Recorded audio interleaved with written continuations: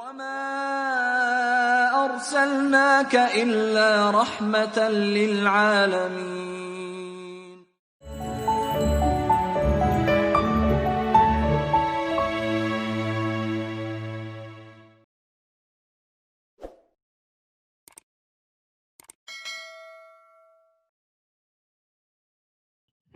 Assalamualaikum warahmatullahi wabarakatuh. Waalaikumsalam warahmatullahi Khairan katsiran Ustaz Fahmi Salim. Matur sembah nuwun atas waktu. Yai. Jangan selalu sehat, Ustaz. Kulon derekipun. Ya, tadi waktu konferensi virtual ya, Majelis Tarjih dan Tabligh se-Indonesia ada pertanyaan menarik. Bagaimana menjelaskan kepada masyarakat yang masih memahami atau terpengaruh dengan dua pemahaman yang saling berhadapan.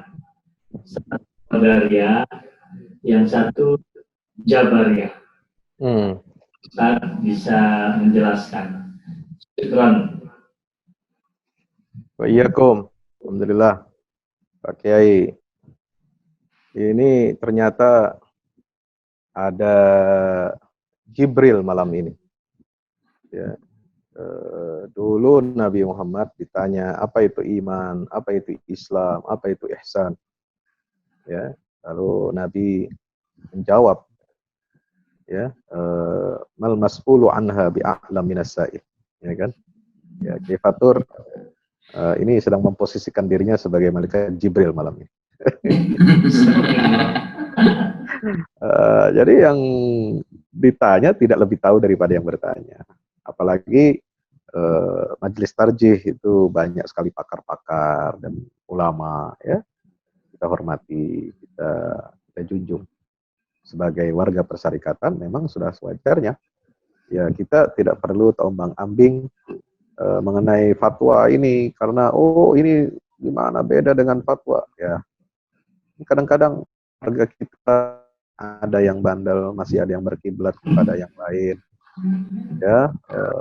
Dari segi ibadah, ya, katanya berkiblatnya ke manhaj salafi di Saudi, gitu ya. Tapi ketika Saudi sendiri memfatwakan tutup Masjidil Haram, tutup Masjid Nabawi, ya.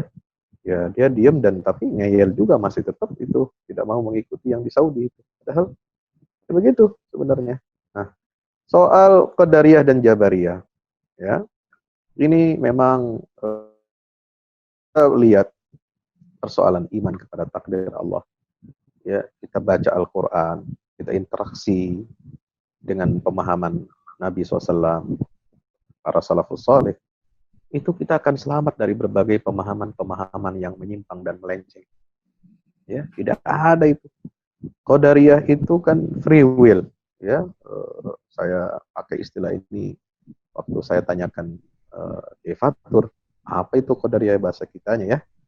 Nah, ketemulah itu free will. Oh iya, saya ingat dulu buku pelajaran saya di Aliyah pakai bukunya Harun Nasution. Jadi di Aliyah kita udah pakai belajar bukunya Harun Nasution, ya, tentang aliran-aliran kalam dalam Islam, ya. Islam ditinjau dari berbagai aspeknya, itu kan lebih banyak dia pakai Mu'tazilah, dia Qadariyah, gitu ya. Nah, ini free will ini meniscayakan kehendak manusia seutuhnya, itu jelas tidak benar. Ya, kata para ulama al-i'timad 'alal asbab dunat tawakkul 'ala Allah syirkun. Hanya mengandalkan sebab saja. Ya memang di dalam Al-Qur'an disebutkan ada sebab.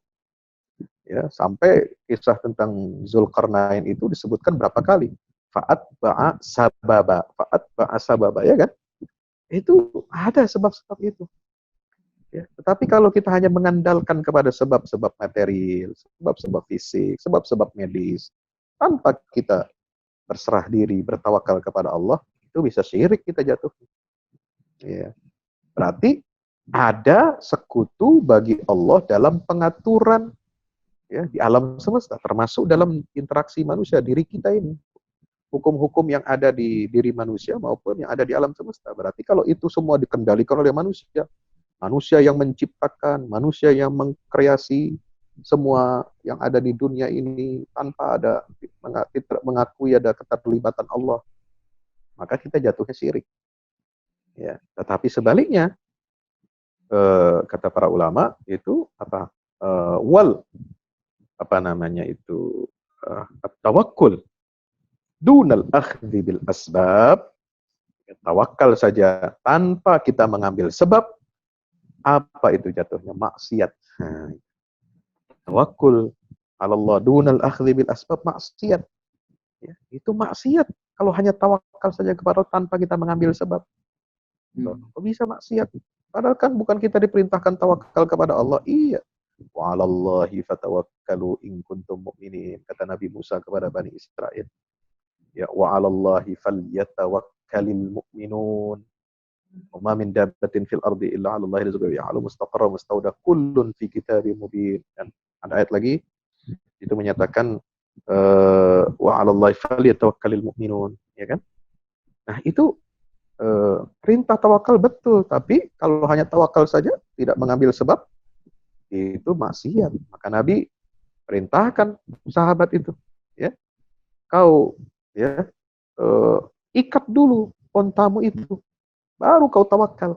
Nah, ada orang sok tawakal, ya, tidak mau dia ikat ontanya. Ini kan semua kita tawakal, mau ke masjid ini, masya Allah tidak melindungi orang-orang yang mau ke masjid. Ya. Masa unta ini akan dicuri, akan lari gitu. Kita mau ke masjid beribadah pada Allah, Allah pasti jaga nih unta, nggak perlu kita ikat. Nah, itu keliru. Itu maksiat itu. Kenapa? Dia menentang sunnatullah. Sunnatullah untuk menjaga, ya diikat supaya tidak lari, supaya tidak dicuri orang. Ya, kalau saudara punya, ya teman-teman punya harta, punya emas, ya berkilo-kilo, ya di apa namanya, ini berandai-andai ya mungkin dalam mimpi lah, punya emas batangan berkilo-kilo, kita taruh saja di depan rumah, apa yang terjadi? Ya, bukan tawakal di situ. Ya, itu kalau kita tawakal saja, ya yakin tidak akan dicuri, betul. Tapi di situ perlu ada sebab, ya kita harus simpan, kita harus jaga. Nah, disinilah keseimbangan antara tawakal dengan al-akhdhu bil asbab. Ya, bukan jabariyah, bukan qadariyah. Nah, disinilah dalam masalah termasuk pencegahan penyakit menular ini, ya tentu kita diberikan panduan dalam ajaran Islam seimbang antara kehendak absolut manusia dengan campur tangan Allah Subhanahu wa taala, antara tawakal dengan al-akhdhu bil asbab. Ini sangat penting. Ini kaidah ini harus kita gali dengan baik, jangan sampai umat ini salah paham. Ya, makanya Imam Syafi'i itu sangat jelas, ya, beliau menentang kalau ada orang, ada mufti, ulama, ya, tidak memperhatikan sunnatullah, terutama dalam hal medis. Ya, Allah alam bisawab.